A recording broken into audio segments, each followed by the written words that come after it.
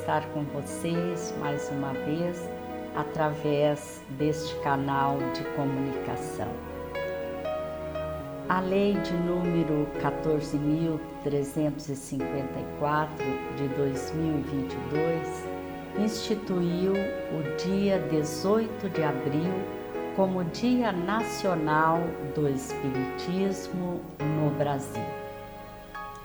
Esta data foi escolhida para homenagear o dia do lançamento da obra O Livro dos Espíritos, de Allan Kardec, em 18 de abril de 1857. Essa obra marcaria o início do Espiritismo. Começava então uma nova era para os corações sedentos de esclarecimentos e consolo. E nesse ano 2023 comemoramos os 166 anos do início da veneranda doutrina espírita. Vamos conversar sobre essa obra com Dejair Baptista de Paula Júnior, que é vice-presidente da Associação Espírita de Maringá, Amém, e da União Regional Espírita, 7ª Região, da Federação Espírita do Paraná. Olá, Dejair, que alegria poder conversar com você sobre essa obra tão importante. Obrigado, Dona Ivone, a alegria é nossa de poder estar aqui, falar sobre ela. Certo. Você poderia inicialmente nos dizer como surgiu o Livro dos Espíritos? Dona Ivone, o Livro dos Espíritos, ele, como a senhora disse, surgiu no dia 18 de abril de 1857. Mas eu gostaria de voltar um pouquinho na história, Nós tivemos a nossa primeira revelação há um pouco mais de 3.500 anos com Moisés. E nós consideramos como também fazendo parte das leis divinas trazidas ao nosso planeta, os 10 mandamentos. E depois, passado um tempo, vieram outros profetas, mas chega então a segunda revelação que divide a humanidade antes e depois dele, que é Jesus. E Jesus, então, ele vem trazer não só uma nova revelação, mas os seus exemplos que, na verdade, é a maior de todas as revelações, o seu próprio exemplo. Ele, então, ao invés de continuar enviando os seus mensageiros, ele vem.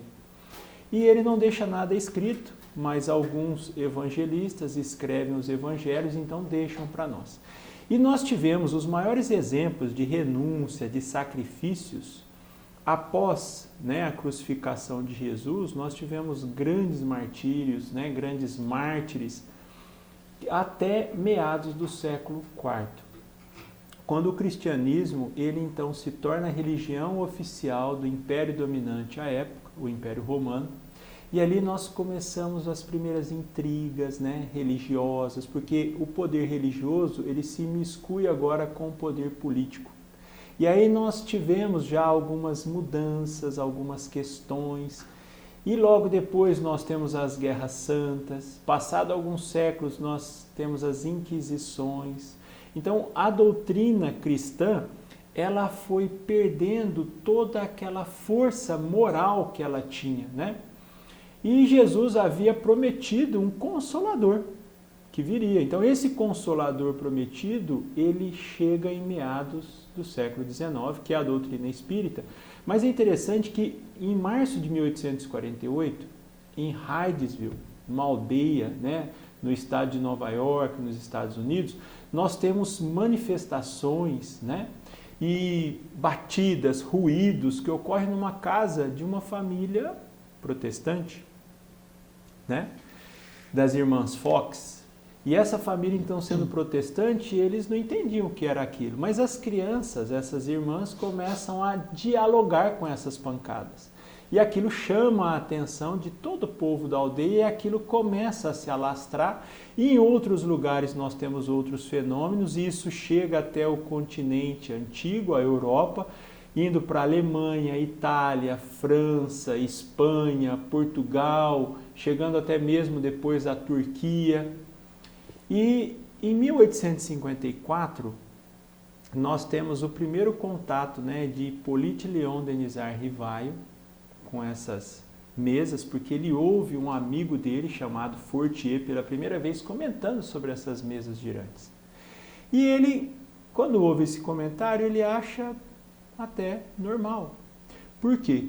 Como ele era um estudioso do magnetismo, que pela ação magnética, eles poderiam mover essa mesa, assim como a eletricidade é uma força que é capaz de fazer muitas coisas.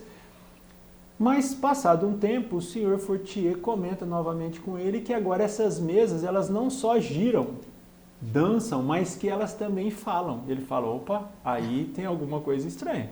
Porque para falar ela precisaria de nervos, né, e de um cérebro. E isso não é possível. Mas ele continua. E passado, depois em 1855, um outro amigo dele, né, o senhor Carlotti, mas era um corso, um homem muito exaltado, e começa a falar que essas mesas agora, quem são os responsáveis por fazerem elas falarem são os espíritos, né, que se comunicam por meio delas. E ele fala, e ele achou estranho, porque ele fala de uma maneira muito exaltada, né, e ficou quase uma hora falando, e ele gostava muito do senhor Carlotti, há mais de 25 anos ele o conhecia, mas sabia que ele era uma pessoa, né, muito exaltada, e ele ficou um pouco reticente. Mas, passado um tempo, em maio daquele mesmo ano, ele encontra o senhor Cartier, um funcionário público, um homem muito racional, falava calmamente e fala as mesmas coisas, mas dessa maneira já diferente, né? E ele então, quando esse homem, o senhor Cartier, faz um convite para que ele participe de uma dessas reuniões na casa da senhora Planet-Maison, que estavam com eles, ele então aceita o convite. Mas ele percebe que as pessoas ali não tinham um estudo sério daquele trabalho. E ele começa a perceber que ali talvez tinha a solução dos problemas para a humanidade que ele sempre procurara. E ele começa então a estudar de uma maneira zelosa, ele prepara perguntas com antecedência aos espíritos, de uma maneira metódica, e ali ele começa a fazer esse trabalho. E ele então, como ele era uma pessoa, que ele é um cientista, desde os 15 ou 16 anos de idade, ele tinha essa maneira de tratar os assuntos. Ele começa a tratar de uma maneira também racional. E ele então, conforme ele vai tendo ele faz as perguntas, ele tem as respostas e ele começa a ver que aquilo dava para tomar um corpo de doutrina, né?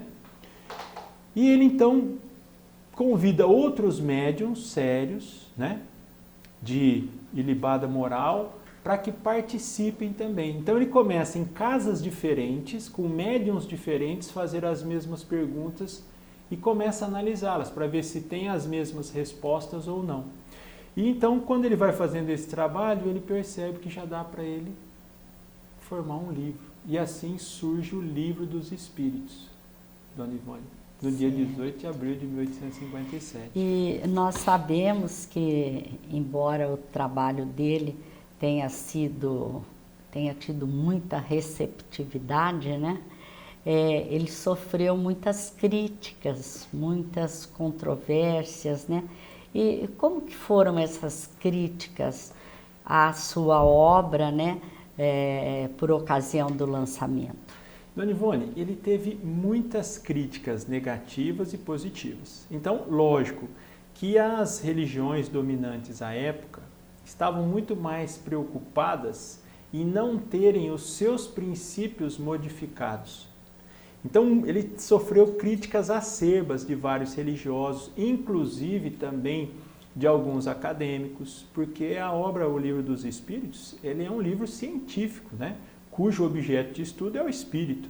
Então, ele também sofreu críticas de muitas pessoas que não queriam nem entender, simplesmente criticavam. Mas ele também sofreu críticas muito positivas. Por exemplo, né, o jornal Courrier de Paris, que era um dos mais importantes à época, em julho daquele mesmo ano, né, então assim, poucos meses após o lançamento, um jornalista chamado Duchalat escreve que quem lesse aquele livro se tornaria ainda melhor, né? Mesmo que tivesse com dificuldades, aquele livro poderia consolá-lo.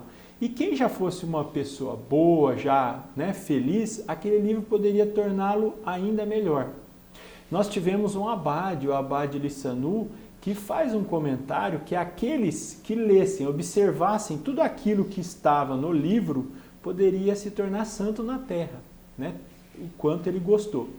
E me chama muita atenção também uma mensagem de um capitão aposentado que escreve uma carta a Allan Kardec em uma semana, ou seja, ele escreve, a carta está datada do dia 25 de abril de 1857, portanto uma semana. E ele diz, né, na carta, a carta é um pouco extensa, mas ele deixa claro que ele leu e que aquela obra deu um consolo enorme para ele, que ela seria o suficiente para ajudar toda e qualquer pessoa em todas as fases da sua vida. Então ele agradece muito, né, a Allan Kardec. E é interessante que o próprio Allan Kardec ele percebe o quanto essa obra ajudou, por exemplo, os operários de Lyon, né? Porque nós precisamos entrar no contexto daquela época. A classe operária da época, né, devido à industrialização que estava surgindo, principalmente na Europa, eles eram mal pagos, né, tinham muitas dificuldades, passavam muitas questões difíceis à sua época. Mas ele diz que eles fizeram transformações morais enormes, né? Pessoas que às vezes odiavam, eram revoltadas, passam a compreender a vida, né? Terem uma fé na justiça divina e se tornam pessoas mais calmas, serenas, compreensivas em relação à vida, às outras pessoas e às suas questões pessoais. E é realmente isso que esta obra nos proporciona. Inclusive, eu gostaria que você, diante de tudo isso que foi colocado, que você nos falasse um pouco sobre o conteúdo do Livro dos Espíritos. Dona Ivone, ele é dividido em 4 partes, né? A primeira parte chama da causas primárias. A segunda parte é do mundo espírita ou dos espíritos. A terceira parte das leis morais e a última parte das esperanças e consolações. Mas o que eu acho muito interessante é trazermos algumas perguntas, porque mesmo nós que já lemos algumas vezes, nós precisamos estar sempre relendo e meditando, né? Então eu trouxe aqui algumas questões para a gente... Inclusive, Dejair, só abrindo um parênteses, o que a gente percebe de profundidade, de inteligência nas perguntas é impressionante, né? Sim, e as perguntas foram feitas por Allan Kardec. Foram feitas por Allan Kardec. Eu acredito até que ao querer destacar as perguntas, você queira destacar isso, né? Isso. Então, algumas perguntas que eu trouxe. Olha, a questão número 1, né? Após as 2 introduções, que tem uma introdução e o prolegômenos, que também significa introdução, ele pergunta, que é Deus? E quando a gente lê a primeira vez, a gente até se surpreende positivamente, porque geralmente as perguntas eram, quem é Deus? Agora é a primeira vez que a gente vê que é Deus, né? Na questão 4, onde se pode encontrar a prova da existência de Deus? 121, por que é que alguns espíritos seguiram o caminho do mal e outros o caminho do bem? Por quê? Questão 132, qual o objetivo da encarnação dos espíritos? Vejamos que ele ia no fundo, sim, né? No início, na base da ideia. Sim. Né? Questão 149, que sucede à alma no instante da morte? Né? Naquele momento do passamento. 392, por que perde o espírito encarnado a lembrança do seu passado, de outras existências? Né? Questão 459, influem os espíritos em nossos pensamentos e em nossos atos? Questão 804. Por que não outorgou Deus as mesmas aptidões a todos os homens? Por quê? Questão 909. Poderia sempre o homem, pelos seus esforços, vencer as suas más inclinações?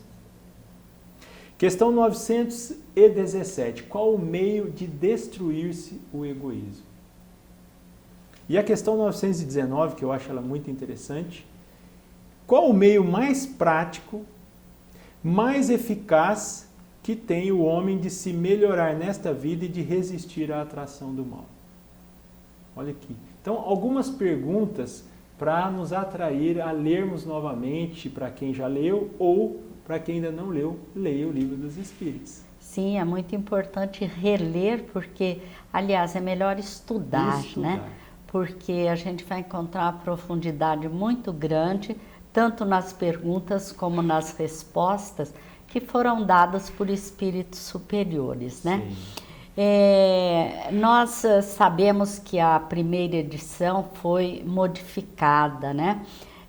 Como foi, em que se constituiu essa mudança de edição da primeira para a atual? Dona Ivone, a primeira edição nós tivemos 501 questões. E como eu disse, né, hoje ele tem 4 partes, ele é dividido em 4 partes. À época, nessas 501 questões, ele era dividido em 3 partes. Então a primeira parte se chamava Doutrina Espírita, a segunda parte Leis Morais e a terceira parte das Esperanças e Consolações. Então essas 2 últimas partes, elas continuam na segunda edição. E o nome era A Religião dos Espíritos. Já na segunda edição, o nome muda para o Livro dos Espíritos, né?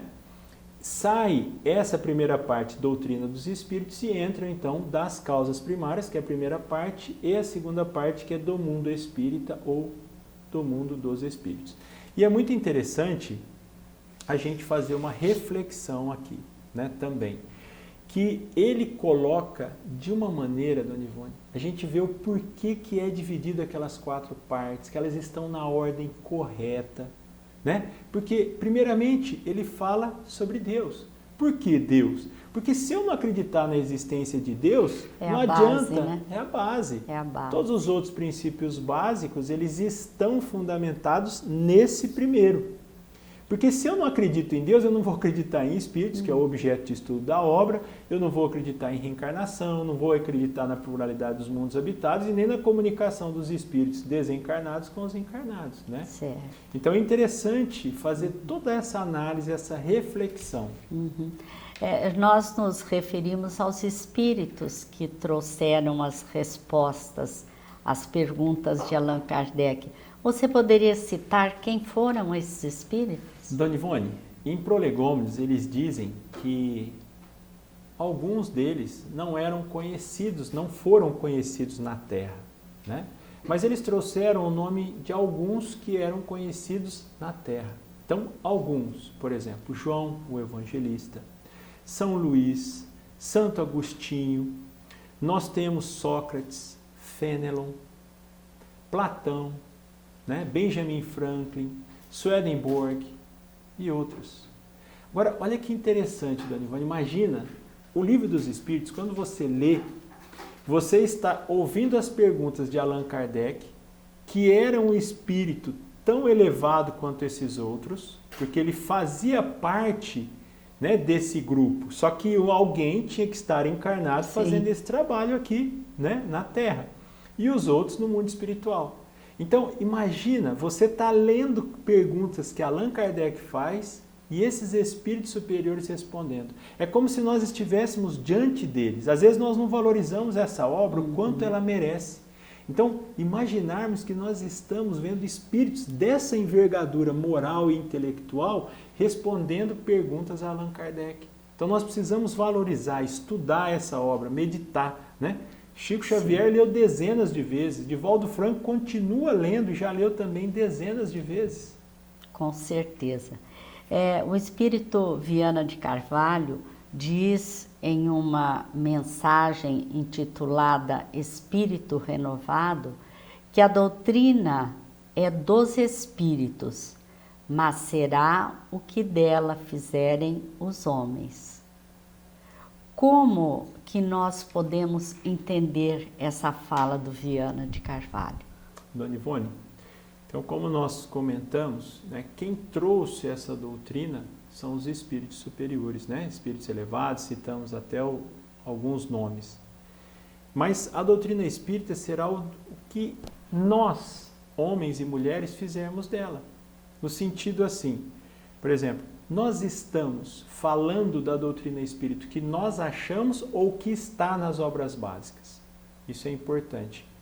E deixa bem relevante para que nós possamos manter a pureza, a pulcritude do Espiritismo, é necessário que nós estudemos.